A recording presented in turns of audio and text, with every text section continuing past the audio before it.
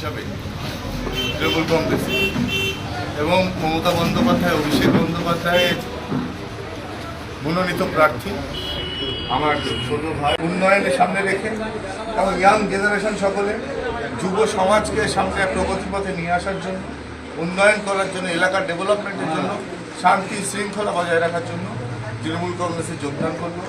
আমি ব্যক্তিগতভাবে ওকে খুব ভালোবাসি, ও খুব ভালো ছেলে, কাজের ছেলে। ওকে আমরা তৃণমূল কংগ্রেসের পরিবারে স্বাগত জানাই, ওর এন্টার টিমকে তৃণমূল কংগ্রেসের পরিবারে স্বাগত জানাই এবং একই সঙ্গে প্রত্যাশা রাখি যে সুরাজ সহ তার এন্টার টিম আজকে যোগদান করলো মানে আমরা নুননগর অঞ্চলে তৃণমূল কংগ্রেসের জয়ের ব্যবধান আরও অনেকটা এগিয়ে নিয়ে যেতে পারবে, অনেকটা বাড়িয়ে যেতে পারবে, অনেকটা বেরিয়ে যেতে পারবে।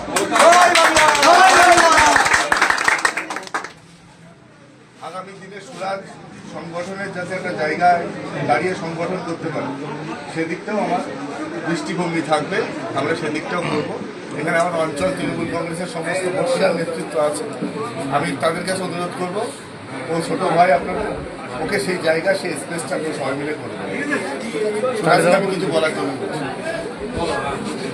আমার তৃণমূল কংগ্রেস ঘর থেকে বেরিয়ে নিজের পকেটের পয়সা দিয়ে বাইকের তেল ভরে আজকে আইএসএফ এর প্রার্থীর পিছনে ঘুরছে।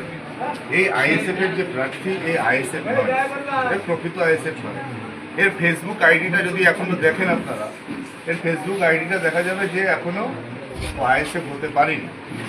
সুতরাং ওর পিছনে যারা ঘুরছে, এই নির্বাচনে ও গুহারা হারার পরে ও আবার পায়ে ধরে তৃণমূল কংগ্রেসে যোগদানের চেষ্টা করবে।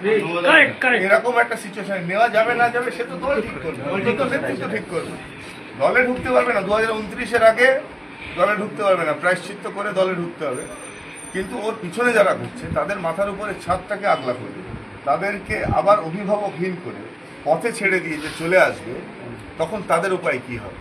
সুতরাং এই লড়াইয়ে বরং যারা উন্নয়নের সঙ্গে আছে, সম্প্রীতির সঙ্গে আছে এবং আগামী দিন যারা সরকার গড়বে অর্থাৎ মামাটি মানুষ, তাদের সঙ্গে যারা এগিয়ে আসছে, কদম তলে এগিয়ে আসছে, তাদেরকে সাধুবাদ জানাচ্ছি এবং তাদের এই সিদ্ধান্তকে আমি স্যালুট,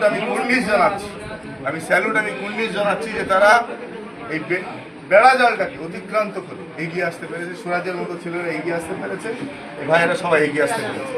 প্রতিদিন জয়েনিং চলছে, আর গতকালকেও রাত্রে জয়েনিং হয়েছে, আগামীকালকেও জয়েনিং আছে। তাদের সবার একই বক্তব্য যে এ আইএসএফ সে আইএসএফ না, যে আইএসএফ আমরা করেছিলাম এ বিকৃত আইএসএফ, এ আইএসএফ সে আইএসএফ। সুতরাং আমি আমার সকলের কাছে বলবো, এসব সকলে মিলে একসঙ্গে মুঠো বন্ধ করে দেগঙ্গার উন্নয়নের সাথে মামাটি মানুষ, দেগঙ্গার আপামর জনসাধারণের সঙ্গে একসঙ্গে মিলে করি। আমি আবার একবার ধন্যবাদ।